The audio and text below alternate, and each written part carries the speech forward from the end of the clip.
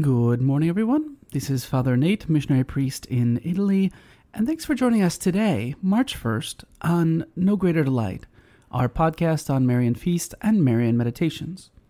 Well, we've got a number of feasts today, most of them taking place in Italy. But we can start with the first one. I'm told that the connection is not entirely clear as to March 1st, but that's all right.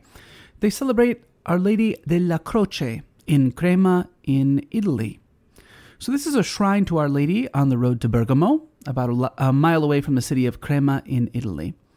So the structure of the church is circular, with 4 additions that make it into the sign of the cross, which is why it's called Holy Mary of the Cross, or Our Lady della Croce. Now, we're told that years ago, there used to be a very dense forest, not very big, but very dense. So in the late 15th century, there was a young woman named Caterina Umberti, who lived with her brother in the city of Crema. Well, when she reached a marriageable age, her brother induced her to marry a certain Bartolomeo Petrobelli. Unfortunately, it was not a match made in heaven. Caterina was good and pious, and Bartolomeo was, well, the opposite, right? We might even say wicked and corrupt.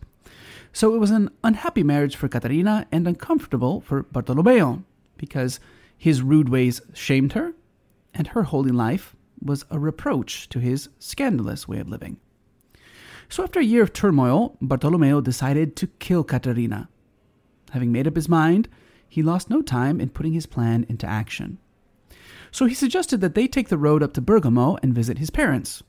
She agreed, and so late on the afternoon of April 3rd, 1490, they mounted their horses and set off. Now when they reached a wood about a mile from Crema, where that shrine is now, Bartolomeo suddenly left the highway and rode off into the forest. So Caterina didn't know what was going on, but she followed him. And once they reached the middle of the wood, Bartolomeo dismounted and made Caterina get off her horse too. Then all of a sudden, without warning, he drew his sword, raised it, and fiercely brought it down on her, hoping to split her head with one clean cut. Of course, she put up her arm, and she saved her head, but lost her right hand, right? And Bartolomeo, it says here that the hand had a little strip of skin holding it, and Bartolomeo brutally ripped it off and flung it to one side, slashed her like a maniac until she fell to the ground in a pool of blood. Thinking her dead, he leapt on his horse and fled. The thing was that Caterina, well, she wasn't dead, nor she was afraid to die, although she figured that her time was short. So she wished for the last sacraments. She prayed to the Mother of God, who heard her prayer. They were told that a glow of light pushed back the gathering darkness, and a beautiful lady approached her. Reaching down, the lady, Our Lady della Croce, took her by the arm and helped her rise. The blood stopped flowing, and new life coursed through her mutilated body. Our Lady asked Caterina to follow her, but Caterina asked if she could look for her lost hand. The lady promised it would be returned to her in due time. So Our Lady accompanied Caterina to a hut and told her these people would help her, and then vanished. Well, the peasants, in fact, who lived in the hut, did everything they could for Caterina. They placed her on a little stretcher and carried her back the next day to Crema. As they passed through the woods, one of the men found her severed hand and returned it to Caterina. They reached the church of San Benedetto, where the pastor, who heard the story, anointed Caterina, who died immediately after. The story spread quickly. Some believed, but others doubted that Our Lady would work such wonders. Well, an 11-year-old boy who was living in Crema was plagued with an unhealable abscess on his foot, and he begged to be taken to the wood to put his foot in the spot where Our Lady appeared. So his mother and a group of relatives carried him there, and he was instantly cured when he reached the spot. All traces of the abscess were gone. So many others sick and infirm also came and were cured. So the people erected a small chapel in the spot and placed in it a plaster image of Our Lady. More favors followed. More offerings were made. And in a few years, a sanctuary to Our Lady was completed by 1500. Later, a fine new statue of Our Lady was enshrined in the sanctuary. And in 1873, Our Lady della Croce was crowned with a golden crown by the Order of the Vatican, meaning the Pope. So that is the story of Our Lady della Croce. Then we go to La Virgen de Loreto, Our Lady of Loreto, in Muxtamel, Alicante, in Valencia, Spain. So this church of San Salvador in Mutzaquel was built in 1511. In 1513, a painter came from a nearby town with works of religious art to sell at 28 cents apiece. At the time, it was very expensive, but it was fair. So the Church of San Salvador still had no image to carry in procession. So the father of the priest suggested that his son take up a collection to raise those 28 cents. And the father offered to pay anything that was left over. However, the people were so generous that they could buy the image of Our Lady of Loreto and also 33 cents worth of candles. So in 1545, the region suffered a terrible drought. So we're looking, it's almost 30 years after they bought the image. So what did they do? Well, the people of Mutsamel carried the image of Our Lady in procession. On the way back, the pastor found that suddenly the painting became too heavy to carry. He stopped, and lifting the veil that was protecting the image, he saw a tear roll from the Virgin's left eye. Rain started to fall soon afterwards. So Mutsamel celebrates the feast of La Lagrima, the tear, annually on March 1st. Right? During the Spanish Civil War in 1936, the image was taken to Switzerland for safekeeping, but in 1940 it was returned to Mutsamel.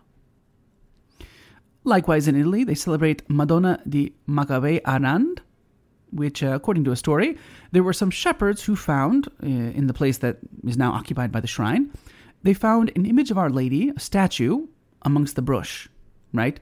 So it was carried into an oratory in the nearby town, and the statue miraculously returned to where it had been found previously.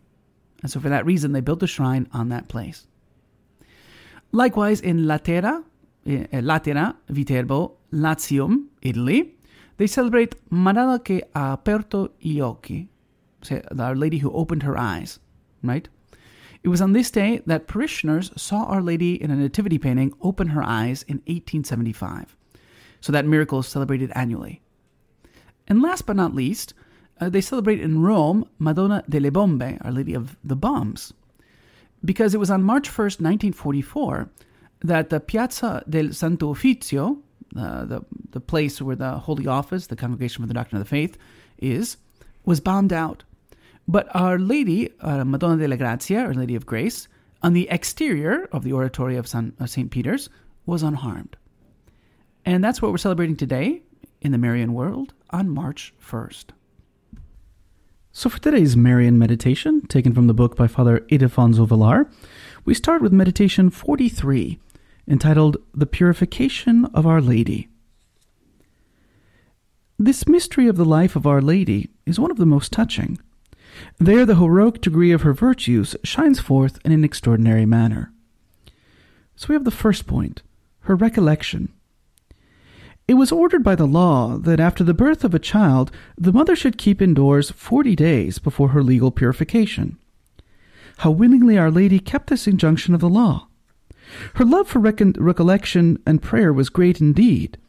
But just now, when she had her son with her, what happiness it was to keep at home. At home she had Jesus, and thus had everything.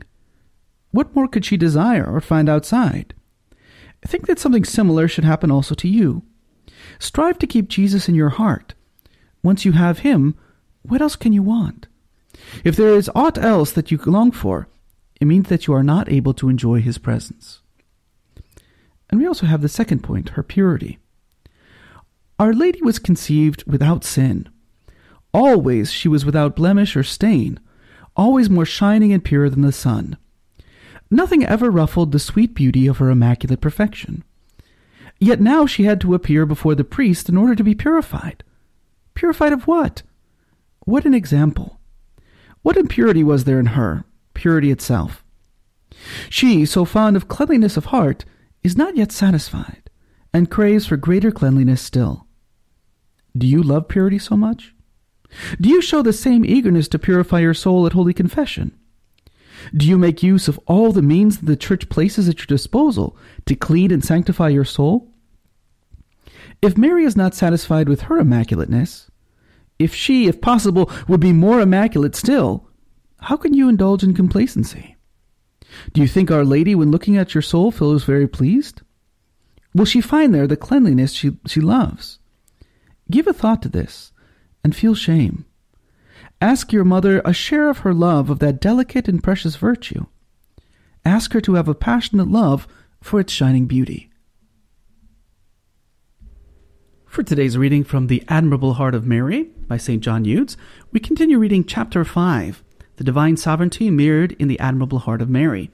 If you recall, this whole section concerns the attributes of the divine power, of the divinity, that are imitated or mirrored in Mary.